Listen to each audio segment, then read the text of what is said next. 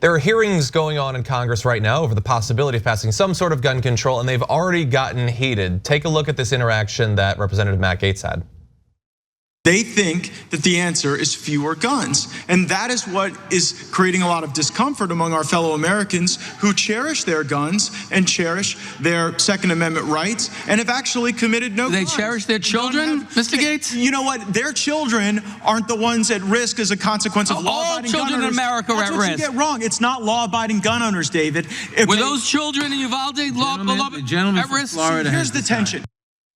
Yeah, look, Matt Gaetz is obviously objectively wrong. Everyone's children are at risk because guns are everywhere. It doesn't matter if your parent happens to be law-abiding. The law is set up in a way that might benefit them, but it also benefits potential mass shooters. And Matt Gaetz can try to like poo-poo that or act all aggrieved when someone points it out, but it is true. And Matt Gaetz there, like basically all of the Republicans, is there at these hearings to try to stop anything from happening. The status quo that results in mass shootings literally every day in the US is a status quo that they will fight to defend. And we've got more commentary from Matt Gaetz, but I wanted to give you a chance to jump in on that. Just real quick on this, you know that it's a nonsense argument because just take out guns, put in nukes. Hey, look, it's not, we gave everybody nukes or we allowed everybody to buy nukes.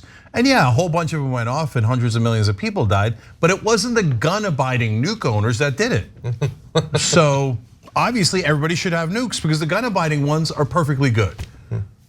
End of argument. Yeah, look, there's not much that you can say about Matt Gaetz that Matt Gaetz doesn't already say. And watching it and hearing him speaks bigger volumes than I could ever say about the fool. Yeah, it's such a weird choice to use the word cherished in this particular. Like we're in the wake of all of the kid funerals, and you're talking about cherishing your shotgun or your rifle or whatever. Like that's a choice at that point, it's a choice. Okay, I wanna play a little bit more of what he had to say. And in this video, he's gonna get into two different topics. I think both we need to weigh in on. One is an area where he would like to see more guns, and the other is him inadvertently making an absolutely horrible argument against gun control. I sort of like Congressman Massey's legislation that maybe everyone who's a voter or on their way to vote ought to have the opportunity to carry a firearm to ensure that they're not subject to any intimidation. We're not making school shootings less likely because we're not appropriately tailoring the remedy to the problem. We've got all this ghost guns and gun tracking legislation up today. Were any of these school shootings, were any of these guns ghost guns? And so it seems to be sort of gun control in search of a tragedy to lash onto. Okay, so the idea that the way to fight back against intimidation of voters is to have more assault weapons at the polls is an interesting theory, but I really love that second bit. Because what he said is, it doesn't make sense to regulate ghost guns because all of these shootings aren't being done by ghost guns. And then mentally, he sort of just trails off from there, but I have to then say, well, so then shouldn't we regulate the sort of guns that are being used in the shooting? They're not ghost guns, that's totally true.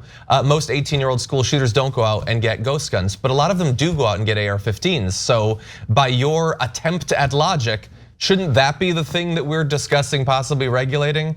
I have a feeling he's not gonna be in favor of it. Yeah, there's two different issues here.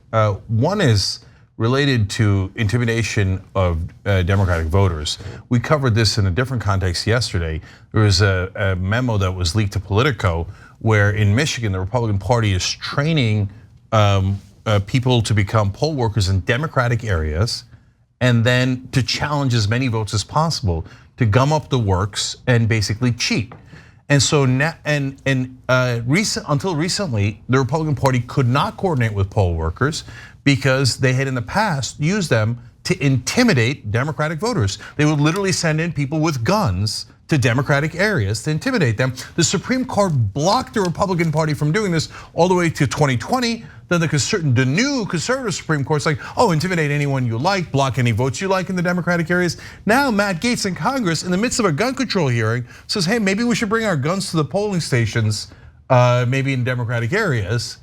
So that's a brown shirt move. That is how fascists intimidate the opposition. Maybe there could be significant consequences for you if you vote, etc. So is he in search of a problem that he talked about later? Is there a problem of Democrats bringing guns to Republican areas and threatening them to? No, even the Republicans haven't made up a charge like that. It's literally never happened, okay? So he's saying, bring the guns so that we don't get intimidated, okay? And so, but now back to the main issue of guns. So there's no question that we have the least gun control on the planet. That's a fact. There's no question that we have the most guns per capita on the planet. That's a fact, and it's not even close. And there's no question that we have the most massacres, mass shootings, and gun deaths on the planet. Not close, right? So is it the guns? Yes, it is definitively the guns. Everything else is an excuse, okay? Oh, well, and Matt, that same Matt Gaetz said, oh, no, you could use AR-15s for different things, like sports shooting. Oh, are you having fun while our kids are being murdered? And self-defense, really? You're gonna shoot an AR-15 inside your own house and maybe hit your own kids? Because it's, okay, there's no way Matt Gaetz knows how to control that gun or where the hell he's shooting if in a situation like that. And then finally, just to rub it in, like, haha, I'm kidding, I actually enjoy these massacres. He said also for hog shooting. Like, in other words, we're messing with you. We don't care about the massacres of your children at all. And by the way, these AR-15s leave these children, not to be graphic, unrecognizable. They're shot so badly that you needed DNA to identify these kids in Uvalde. So this is beyond just, a feral pig's gonna come into my yard. These are killing kids to the point of not being able to be recognized, not knowing who they were. It's the most tragic and disgusting thing, and we're just allowing it to go on. And to Matt Gaetz, ghost guns are used in shootings all the time. They've been killing kids this year, all year long. They are a big part of teen suicide, which may not be a massacre, Congressman Gaetz, but they are part of what is going on with guns and easy access to them. And so it all does matter. Yeah. Well, we seem to all agree that they don't seem to care enough about stopping this violence, and that sort of criticism has been coming at the Republicans, since Uvalde, since before Uvalde. We've had many mass shootings even since then. It's constant, and they appear to be starting to feel the pressure from that. Take a look at Representative Louie Gohmert responding to these criticisms. You think we don't have hearts? It's just that when we look at the things that you're doing and you're trying to do to America, we've seen the carnage. I mean, for heaven's sake, let's take example. Democrats control the major cities that have the worst murder rates. That's right. Your ideas have been shown to get people killed. So that's not even literally true. That's not actually how it works out at the city level. But even if it was, you would then still have to explain what is it that you think Louie Gohmert, those Democratic mayors or city councils are doing that's leading to the deaths. Now in these Democratic cities, he would say they have gun control. Okay, well then make a logical argument as to why that results in more gun-based murder. We will actually explain why making it so that 18-year-olds can buy ARs does lead to more 18-year-olds using ARs to kill people. So we have demonstrated that linkage. He is to the limited capacity that he has mentally to form a counter argument. He's doing his best, but clearly they get that the country is turning against them and sees who is standing in the path, in the way of some sort of reform, and who is trying to stop these shootings from actually happening again. So a Democratic politician in Philadelphia said, actually, we're trying to pass gun control, but the Republicans in the state legislature won't let us. So it's literally your fault. But beyond that, he says, do you think we're heartless?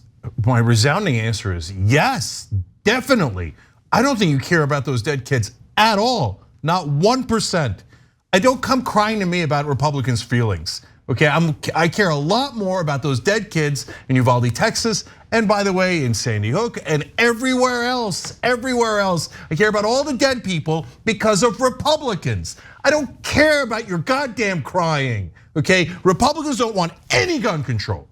Lack of gun control is definitely leading to the mass shootings. Every person who has ever studied it, every fact points to that. It's super obvious.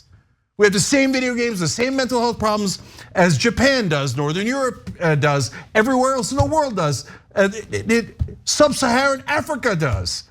but they don't have massacres like we do. Yes, nowhere else in the world are there massacres like this. And yes, it's definitely because of the Republicans. And yes, people like Louie Gohmert are 100% heartless and don't mind your kids dying at all, as long as they get to brag to their vicious Republican voters. Don't worry, I didn't let them take your hobby away. They're sick. That's you, Louie Gohmert. You're a sick, sick man. Stop butchering our kids. Am I clear enough? All right, let's go to Swalwell, because Swalwell was actually, for the first time, honestly, in my life, a Democrat in politics actually stood up for us. Let's go to his clip. 19 children are dead. And so to my Republican colleagues, I ask, who are you here for? Are you here for our kids? Or are you here for the killers? And Mr. Jordan, to say we are trying to dramatically change the country, if trying to make sure that no more kids are put in the ground with a Superman coffin means dramatically change the country, guilty. That's why we're here. You should watch the whole 5-minute speech that Swalwell did. It was fantastic. And I'm not playing around. I haven't seen any like a person in the squad or Bernie or anyone give as tough a speech as Swalwell did. And all the Republicans caught feelings over it. I can't believe he's telling the truth.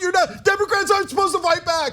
They were furious that for the first time in our lifetimes, a Democrat had actually fought back against Republicans. Yes, stop trying to hit him, and God damn it, hit him already. So thank you, Eric Swalwell. Thank you, we appreciate it. Yeah. By the way, just super random note, Swalwell has endorsed Michael Shure. Yeah. So God bless. My biggest congressional endorsement. It means the world to me because my campaign is being based a lot on gun control. I'm pushing back on the rights that they're trying to mess with on the other side. Not just the rights that they're trying to take back, but the rights that they're trying to protect that are killing our kids. So I couldn't be more proud of having that endorsement. And the only thing I'll add to in terms of who they're there for, like, so we know that they're standing in the way of gun control, but let's also remember how they treat people who either have done or threatened to do gun violence. Like George Zimmerman became a little celebrity on their side. Kyle Rittenhouse is still making appearances. I saw that he was speaking at Real America's Voice, had live coverage of him at the Republican Young Women's Leadership Conference. Kyle Rittenhouse, they only know who he is because he killed people with a gun and they love him. What about those wackos that stood outside of their house and pointed assault weapons at peaceful protesters? They love people who commit acts of gun violence and they want those people to run for office in Missouri, right? And they did. They did. I don't think they did particularly well. But they got invited to the Republican National. They did, exactly. They were at the RNC. Yeah, they got invited to the convention. The Bundys are heroes. I mean, you kill somebody with a gun and you're gonna be a Republican hero. You're gonna make money for the rest of your life on vicious right-wingers going, oh, you killed somebody. Oh, you went to a Black Lives Matter protest to kill someone? Atta boy, here's money, here, take my, I'll pay you next time. You remember, if you kill someone I don't agree with, I'll pay you next time. That's what the right-wing voters think. So they're vicious. Thank you, Eric Swalwell, for being the first person to fight back courageously. We'll put the link down below to his entire speech because his speech was vicious towards Republicans. And I say, goddamn time, about time that someone who's an actual Democratic congressperson said, yes, those are the bad guys, and said it very clearly. I'll interrupt to say Chris Murphy, the senator from Connecticut, has also said it on the other side, on the Senate side, in many ways, and has been a great voice on this issue for a long time. Obviously, he's a senator from Connecticut, where they had, the thing that we thought could never happen again until a couple of weeks ago. And just to make sure that you're ready for what's gonna happen next week, I mean, it was already, these hearings were super emotional, people were yelling at each other. Well, we found out earlier today that next week, survivors and parents of the shootings in Uvalde and Buffalo will be testifying at the hearings. So you can only imagine what it's gonna be like, including, by the way, they're gonna have testimony from Mia Cirillo, a 4th grade student at Robb Elementary. A lot of people know her story. She was the student who had to cover herself in her friend's blood and play dead to not be killed herself. She will be giving testimony at the hearing. So I hope that the Democrats are just as fired up when it comes to next week. Thanks for watching The Young Turks, really appreciate it. Another way to show support is through YouTube memberships.